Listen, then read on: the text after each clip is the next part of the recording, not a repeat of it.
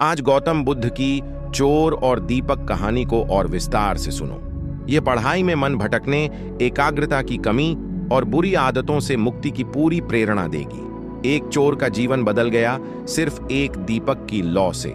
आइए धीरे धीरे हर पल को जीते हुए कहानी में डूबें। प्राचीन भारत के एक छोटे से गांव में रहता था चोर नाम का एक युवक। बचपन से गरीबी ने उसे चोरी की राह पर धकेल दिया। पिता की मौत के बाद मां बीमार, भाई भूखा। पहली चोरी एक अमीर सेठ के घर से रोटी चुराई, फिर सोना चांदी। रातें चोरी में बीतती, लेकिन सुबह नींद नहीं आती। सपने में पुलिस, सजा, जेल। मन हमेशा अशांत, जैसे तूफान में नाव। दोस्तों से बात की, भाई चोरी तो कर ली लेकिन सुकून कहाँ? कोई जवाब न मिला। एक रात उसने सुना, पास के जंगल में बुद्ध रहते हैं, सबकी समस्या हल करते हैं। हिम्मत जुटाई, चोरी का थैला पीठ पर लादा और निकल पड़ा। रात गहरा चुकी थी, चांद बादलों से छिपा, हवा ठंडी। जंगल के रास्ते पर जंगली जानवरों की आवाजें। चोर डर रहा था, लेकिन मन की पीड़ा ज्यादा थी। सुबह होते होते बुद्ध के आश्रम पहुंचा। आश्रम शांत, भिक्षु ध्यान में। चोर का चेहरा ढका, कपड़े गंदे, हाथ कांपते। बुद्ध ध्यान से उठे, मुस्कुराए। आओ पुत्र, क्या बात है? चोर घुटनों पर गिरा। भगवान, मैं चोर हूं, अमीरों के घर लूटता हूं, लेकिन चोरी के बाद मन नहीं मानता।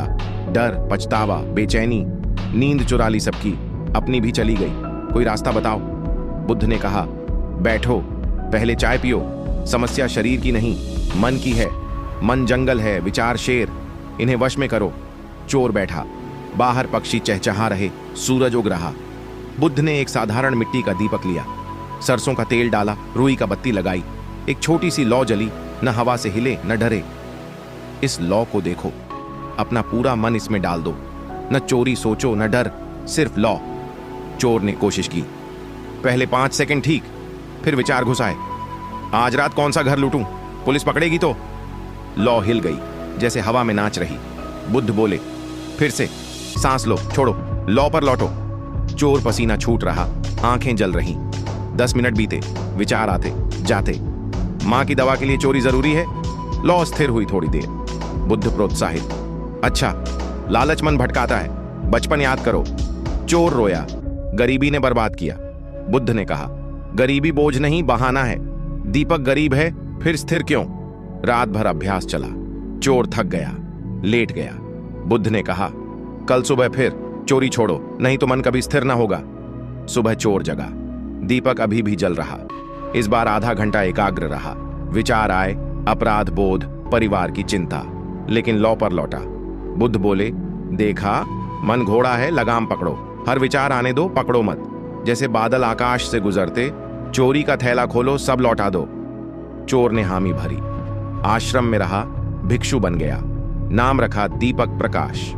रोज ध्यान, भिक्षा मांगना सीखा। पहले हंसी उड़ाई गांव वालों ने, चोर संत, लेकिन देखा, चेहरा शांत, आंखें चमकती।